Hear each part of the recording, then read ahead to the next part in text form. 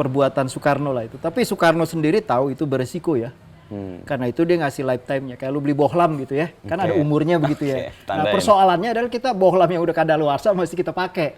Racing menyimpulkan bahwa nggak ada penjajahan 350 tahun itu.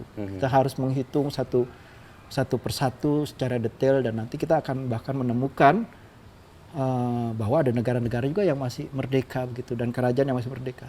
Tapi juga yang terpenting menurut gue, pikiran kolonial itu pikiran yang membuat orang tetap selamanya di slave, jadi budak.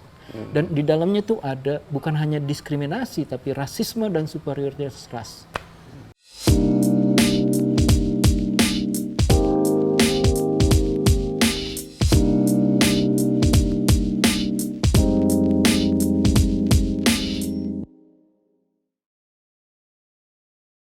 Pertama lo dulu Keempat.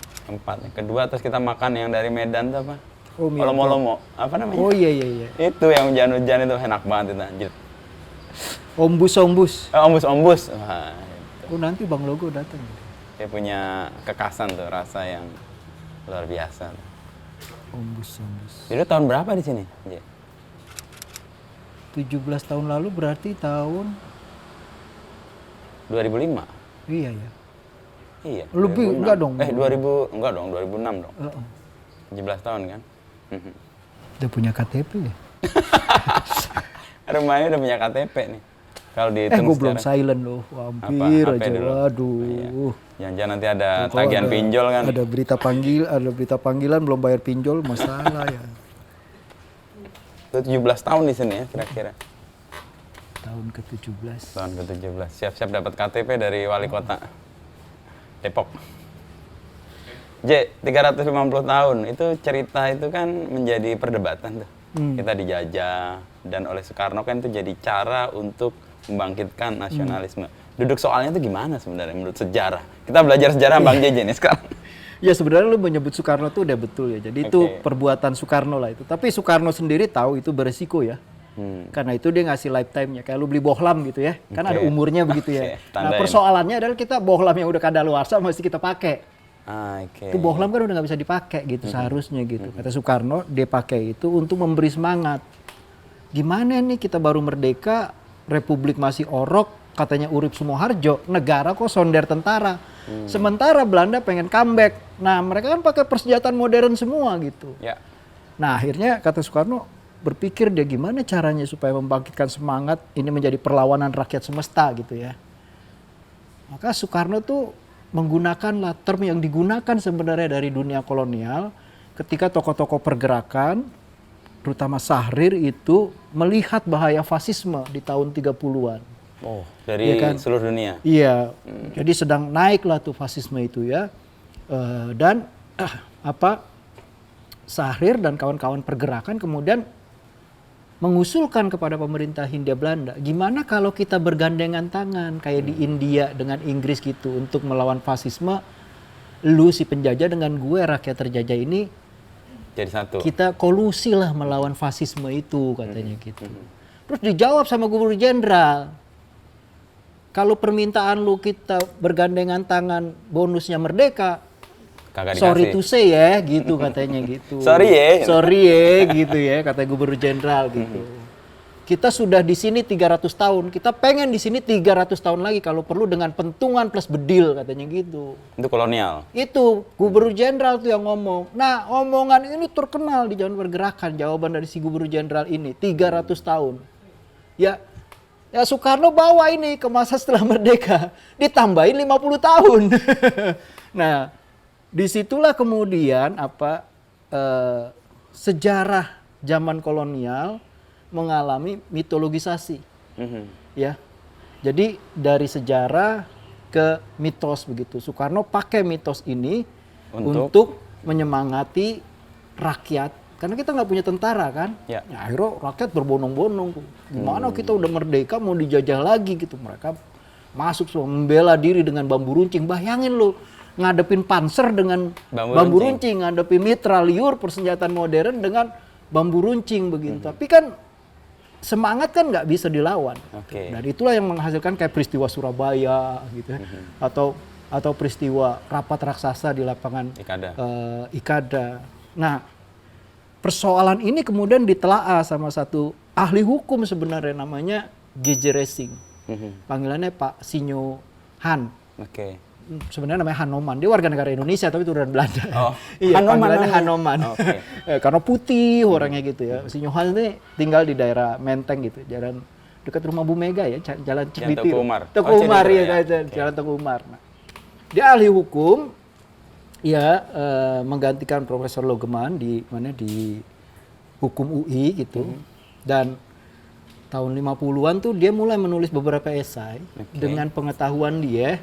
Yang menariknya menurut gue adalah dia mendekonstruksi pandangan Bung Karno ini. Yang 300 iya, sebenarnya, ditambah 50 tahun itu. Iya, 350 tahun itu dibilang keliru. Padahal Soekarno sendiri ngomong ya itu harusnya berakhir di tahun 50 setelah penyerahan kedaulatan gitu. Jadi Hans Racing ini, Bung Hanoman ini itu cuma ngasih tahu aja bahwa ini lifetime-nya udah tiba begitu loh. Lo nggak bisa pakai lagi gitu.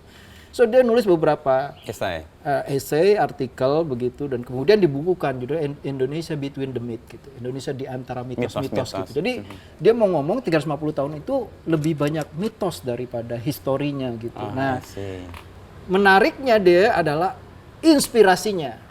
Inspirasinya Pak Racing ini, si Johans ini inspirasinya justru dari novel, dari fiksi. Ya.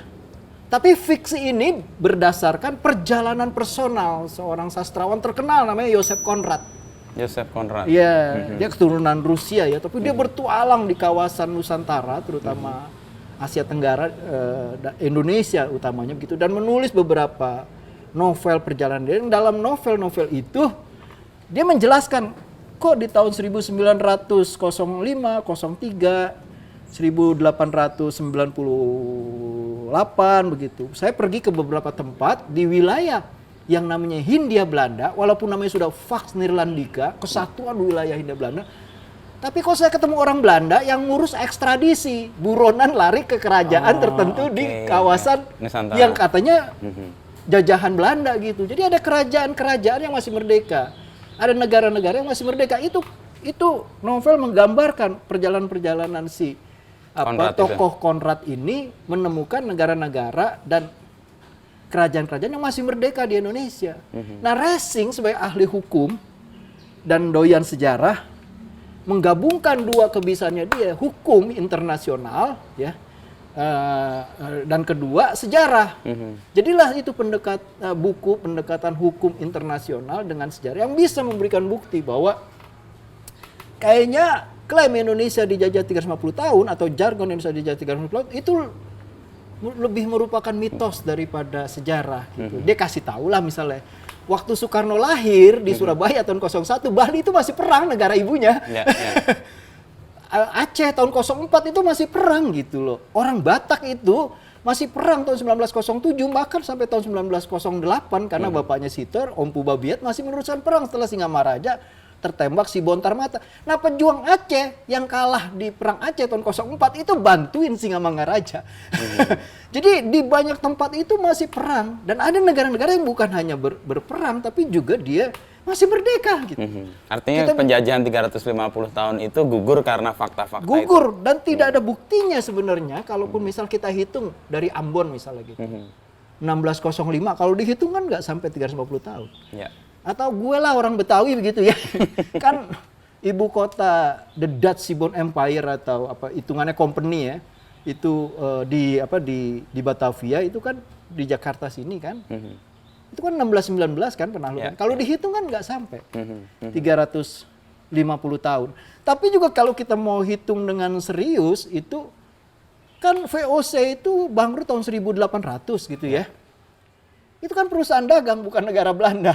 Dia tidak mewakili sebagai negara. Dia tidak mewakili negara Belanda. Tapi oke lah lu mau hitung bahwa bagaimanapun POC itu bagian dari perusahaan dagang yang diberikan hak untuk bernegosiasi, berdiplomasi. Kalau gagal bernegosiasi, gagal berdiplomasi, lu boleh perang gitu. Oke lah dia nahlukin Makassar begitu ya, nahlukin negara-negara yang banyak, Ternate, Tidore ditahlukan. Tapi kan kalau dihitung itu juga nggak sampai 350 tahun gitu. Jadi ini semua nggak ada dasarnya gitu. Jadi kalau kita mau hitung, kita harus hitung secara satu persatu dan akan ketemu bukan hanya negara yang beda-beda masuk wilayah Pax Netherlandica, tapi juga ada negara-negara dan kerajaan yang merdeka dan berlaku hukum internasional menurut Racing. Si Johan situ. Iya, si Johan ini. Karena kalau lu pergi ke negara itu ya lu penjahat kabur dari kekuasaan wilayah Hindia Belanda, lu harus kirim surat untuk ekstradisi gitu. Dan itu kejadian di banyak tempat. Karena itu kemudian Racing menyimpulkan bahwa nggak ada penjajahan 350 tahun itu. Kita harus menghitung satu persatu secara detail dan nanti kita akan bahkan menemukan bahwa ada negara-negara juga yang masih merdeka begitu dan kerajaan yang masih merdeka. Tapi juga yang terpenting menurut gue, kita harus dekonstruksi ini dan harus masukkan ke buku-buku pelajaran sekolah.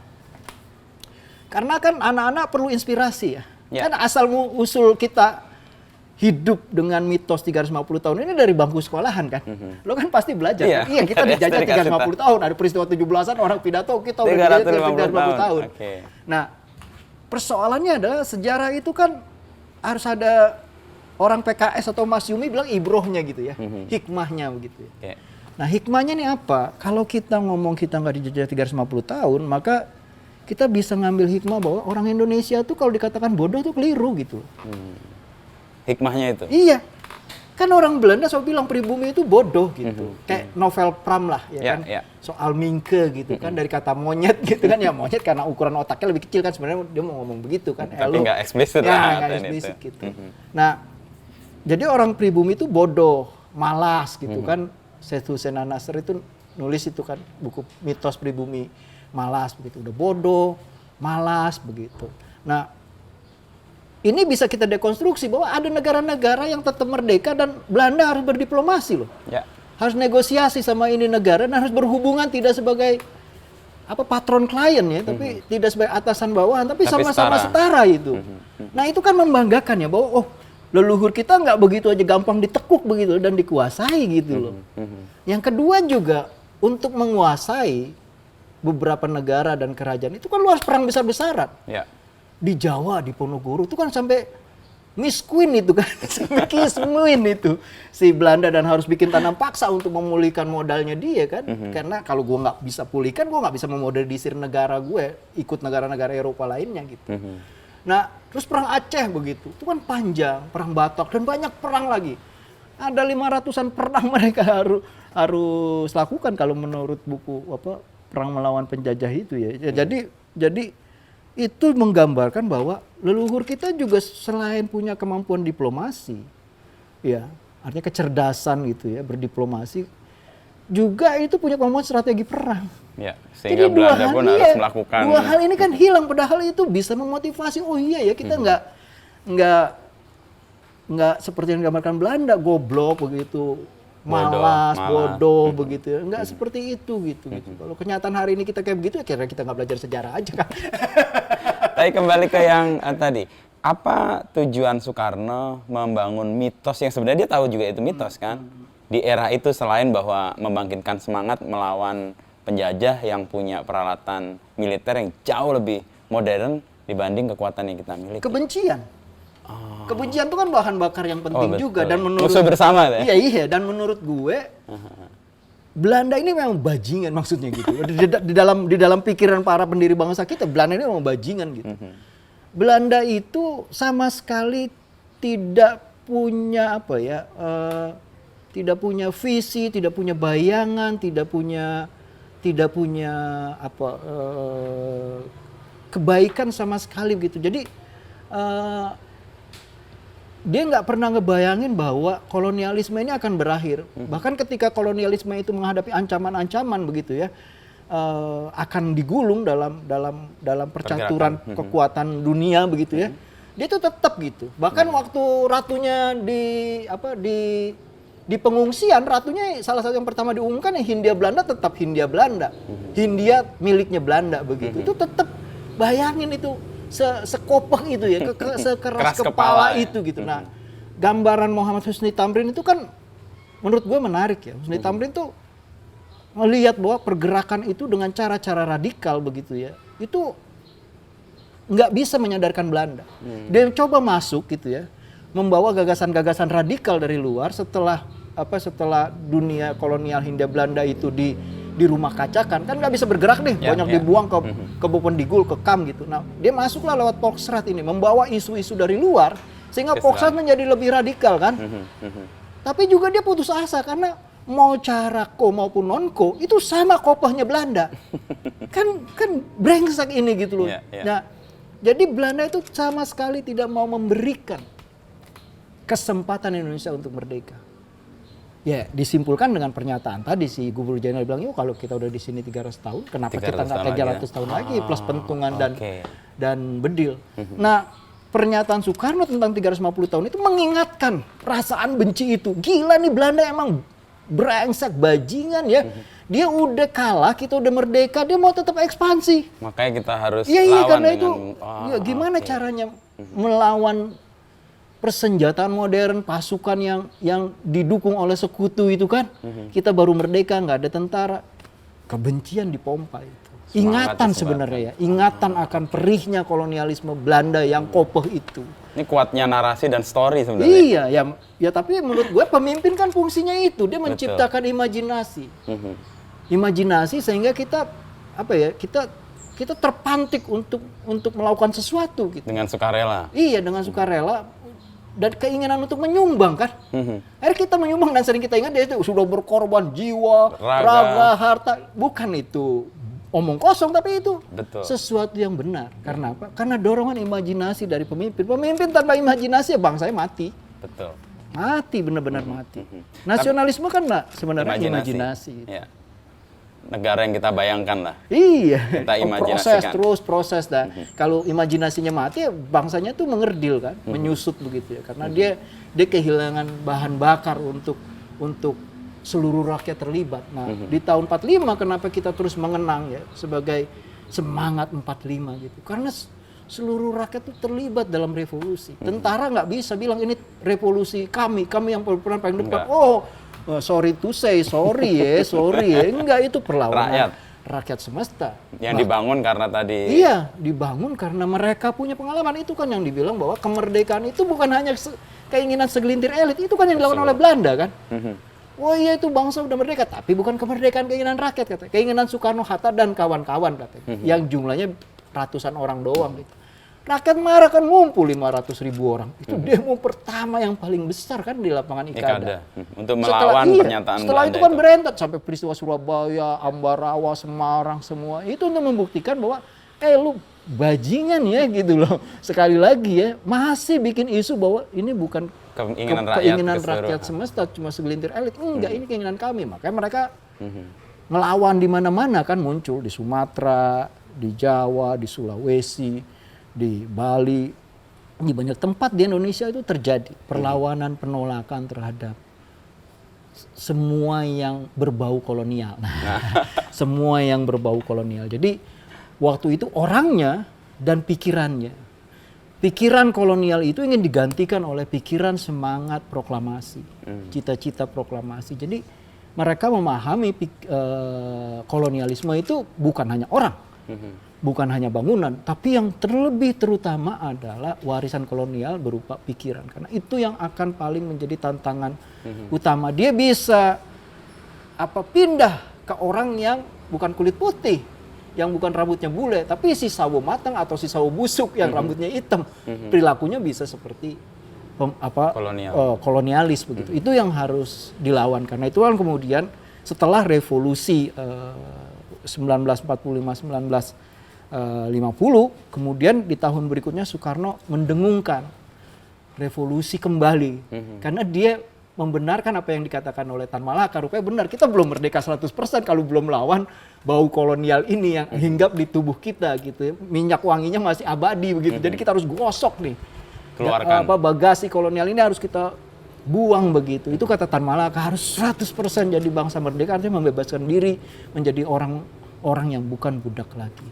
Pikiran kolonial itu apa? Kalau bisa didefinisikan. Ya, kolonial itu kan sekali lagi bukan Fisik, orang, bukan bangunan, tapi dia seperangkat pemikiran begitu, yang memandang bahwa pada masa lalu orang di timur itu orang uncivilized, orang nggak beradab.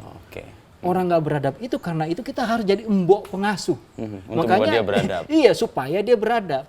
Nah, bayangan inilah yang kemudian bikin perjanjian kayak Tordesillas. Lah, lu siapa main kapling-kapling aja tanah air seolah-olah orang yang paling begitu. tahu Iya, gitu ya. Beta di garis ini miliknya lo, Spanyol ini miliknya lo, Portugis ini miliknya lo, Inggris bla. Lu siapa gitu. Nah, itu juga kan kemudian diwujudkan dengan nama Hindia Belanda. Jadi kolonialisme itu berdiri dengan bahasa, dengan kata. Maka dia memberikan nama kita Hindia Belanda. Hindia punya Belanda. Hindia punya Belanda. Nggak mungkin Hindia itu lepas dari Belanda. Kalau Hindia lepas dari Belanda, kekacauan. Kacau sekacau-kacaunya gitu. Itu yang selalu didengungkan oleh kolonial gitu. Nah, jadi pikiran kolonial itu pikiran yang membuat orang tetap selamanya jadi slave, jadi budak. Dan di dalamnya tuh ada bukan hanya diskriminasi tapi rasisme dan superioritas ras. Itu yang harus diperangi, yang menurut Malaka dan artinya ada revolusi di titik itu nggak akan ada kesejahteraan, nggak pernah akan ada hak, artinya nggak akan ada demokrasi, ya kan? Semua hal yang kita bayangkan sebagai keadilan sosial itu ya, sebagai kemanusiaan gitu, itu nggak akan ada. Sebagai nation itu nggak ada, identitas itu nggak ada. Kalau lu mau jadi orang, lu harus jadi si hitam berhati kulit putih, ya kan? Nah, jadi ini problemnya gitu. Jadi kolonialisme itu dia bisa lebih panjang ya, karena dia pikiran. Misalnya sifat ekspansionis dan memandang negara lain lebih rendah gitu. Itu kolonial. Itu kolonial kan. Misalnya kita mau contoh yang paling konkret gitu ya. Gue nerbitin buku tuh ya Perang Melawan Penjajah. Anehnya buku itu dari 1510 sampai 1975. Lah kan kita udah merdeka tahun 1945. Iya, ada 20 tahun. Masih ada 20 tahun. Oh, rupanya kolonialisme itu masih berjalan sebagai pikiran dalam Orde Baru, dia ekspansi ke tim-tim. Itu jadi, salah satu wujud dari kolonial. Contoh kayak gitu. Kembali ke 350 tahun. Kan sebenarnya itu udah kadaluarsa. Dan semangat dari Soekarno untuk membangkitkan kebencian dan membangun semangat melawan itu kan sudah terwujud. Tapi kenapa itu tetap dilestarikan sampai sekarang? Apakah harusnya itu dikembalikan ke tadi hikmah bahwa enggak loh, 350 tahun itu mitos yang dipakai untuk membangkitkan semangat kita? Ya, persoalannya adalah kita banyak mewarisi wacana kolonial gitu ya. Dalam historiografi.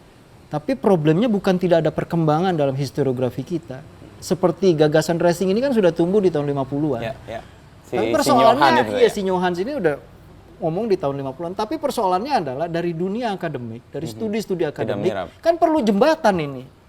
Nah kadang-kadang, jangankan jembatannya dibangun, kadang-kadang yang udah ada jembatannya dirobohin. Sehingga nggak ketemu titiknya. Jadi antara sains perkembangan, studi perkembangan gitu, historiografi, dengan real politik begitu ya, di mana ini memainkan peranan misalnya keputusan politik tentang kurikulum gitu misalnya. Ini tidak ketemu ini. Ya. Jembatannya nggak ada. Jembatannya nggak ada. Kalaupun ada udah dirobohkan. Iya. Atau memang kita menghadapi kecenderungan besar bahwa kekuasaan itu sibuknya di tempat yang lain, tidak di situ.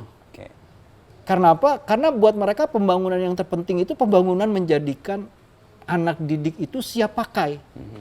Jadi dia harus jadi sekrup dari dari industrialisasi. Tidak membangun tidak membangun pikiran. Kan kalau dia membayangkan dia harus membangun scientific temper atau perangai ilmiah, maka salah satu yang harus didekonstruksikan ini. 350 tadi. Kalau lu mau mendidik orang Indonesia menjadi orang Indonesia, karena menjadi orang Indonesia kan enggak lu lahir bisa bahasa Indonesia terus lu jadi orang Indonesia. Enggak, jadi orang Indonesia kan mesti belajar.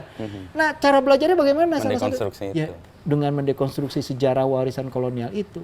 Kalau lu tetap pakai itu ya artinya oh iya ya, emang kita bodoh begitu, ya kan? Padahal makna atau hikmahnya sebenarnya kalau kita katakan tidak dijajah 350 tahun, lebih keren loh. Iya, kita lebih punya kecakapan bernegosiasi dengan Belanda, kita tidak seluruhnya dalam kolonialisasi waktu itu. Ya kadang-kadang ya dulu di tahun 1000 tuh ada kaisar Cina yang bilang gimana cara bikin kekuasaan tetap langgeng. Gitu dia tanya di kamar tidur sama permaisurinya gitu. Terus kata Profesor, lah gua mau kagak bisa jawab, yang bisa jawab penasehat lu. Akhirnya besok dikumpul penasehat, tanya. Gimana caranya? Gimana caranya? Langsung dijawab, bikin rakyat bodoh. Nah kadang-kadang kekuasaan tuh membiarkan rakyatnya bodoh. Supaya Bahkan bisa menginginkan begitu. Karena ketika mereka tahu bahwa di masa lalu, mereka negara-negara yang membentuk Indonesia ini punya sejarah yang luar biasa begitu. Sebagai bangsa yang mandiri, punya kemampuan negosiasi, diplomasi, perang begitu ya.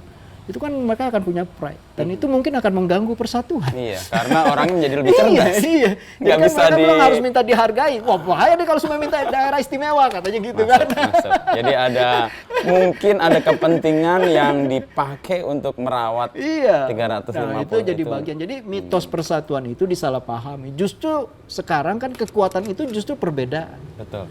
Ya kan? Perbedaan itu yang bikin kita itu kuat begitu, bukan keseragaman. Ya. Tapi perbedaan itu yang membuat kita punya karakter masing-masing dan menyumbang satu karakter dengan karakter yang lain, menjadi gitu. utuh, menjadi utuh dan dimensinya sangat kuat sebagai mentalitas nation gitu. Iya, dan itu kan di Bhinneka Tunggal Ika sebenarnya itu kan. Ya harusnya begitu ya. Kembali ke bohlam tadi analogi lo. Berarti kadaluarsanya harusnya kan udah nggak dipakai lagi. Betul, itu Daya kan sebenarnya yang... sebenarnya kita udah sangat terlambat ya maksudnya untuk memulihkan ini, terutama berkaitan dengan civic menurut gue, pelajaran civic. Tapi kan kita sendiri nggak ada pelajaran civic. Pelajaran menjadi masyarakat atau orang Indonesia begitu kan nggak ada. Jadi kalau kita tanya siapa orang Indonesia hari ini, pusing kita kepala kita. Pusing ya. Hampir semua kita nonton misalnya yang sering muncul di media, tapi apakah dia orang Indonesia gitu? Sikap-sikapnya segala macam, perkataannya gitu tidak mencerminkan keindonesiaan gitu. Nah pertanyaannya adalah gimana cara kita belajar menjadi Indonesia? Nah itu kan pelajaran sipil. Ya. Di titik itu menjadi penting. Kita nggak mungkin belajar Soekarno, kita nggak mungkin belajar Hatta, kita nggak mungkin belajar Tamrin, Tamalaka, Sahrir tanpa masuk ke sejarah yang lu tanya. Bener gak sih? 350 tahun dijajah gitu. Untuk closing yang 350. Kita kan ada mitosnya. Ada tulisan dari Hans Racing tadi. Jembatannya ada tapi beberapa dirobohkan lah. Iya. Padahal itu cara untuk kita bisa berpikir kritis. Kedepan gimana untuk wacana ini? Apakah lu akan menyatakan bahwa ya udahlah kita ikut dibodohi terus gitu, atau kita berjuang untuk menunjukkan bahwa kita tuh punya dignity loh, kita punya kekayaan yang luar biasa. Ya sebenarnya saya penuh harapan ya ketika Menteri Pendidikan itu bilang belajar merdeka ya, Pak Nadiem ngomong kurikulum merdeka belajar begitu. Ya hari kan dipahami merdekanya dulu gitu. Iya kan? Lah kalau kita ngomongin merdeka kan antitesisnya kan penjajahan gitu. Nah, lu kan ingin bikin manusia yang mandiri kan, manusia yang berkualitas kan, manusia yang punya prestasi, punya nilai begitu. Dan menurut saya yang harus pertama dilakukan adalah mendekonstruksi kurikulum. Bukan mendekonstruksi lamanya belajar. Ya, tapi kurikulumnya. Tapi kurikulumnya yang bisa meng-create manusia baru yang bisa belajar cara kita menjadi manusia merdeka. Nah, pertanyaan besarnya lagi, siapa manusia-manusia merdeka ini? Nah, itu buat saya menjadi penting, tapi kan itu tidak dilakukan. Ya. Nah, karena itu kemudian saya sendiri ya bikin publisher. Bikin komunitas bambu begitu. Yang intinya sebenarnya pengen ngajak orang-orang belajar sejarah dan salah satu buku yang kita terbitkan itu ya bukunya Pak Racing. Dulu pernah terbit tapi tidak seluruh esainya diterbitkan. Kemudian kita terjemahin seluruh esainya sehingga orang bisa membaca utuh apa yang ingin dinyatakan oleh Pak Hans ini, oleh Pak Racing ini, bahwa kita perlu loh keluar dari mitos 350 tahun dijajah atau kita akan selamanya tersesat dan merasa kita nggak punya kualitas sebagai orang Indonesia. Itu poinnya. Gue minta bukunya ntar ya. Nggak minta, beli. Supaya gue juga menjadi jembatan untuk menghubungkan antara mitos dengan yang secara faktual ada ceritanya. Bener kan? Udah bener itu. Jadi jembatan yang tadi robohkan, kita bangun pelan-pelan. Tapi resiko loh bangun jembatan, diinjak-injak. Iya kan? Iya kan, tiap kita harus jadi batu bata buat ke masa depan ya. Wes, kunci 350 tahun.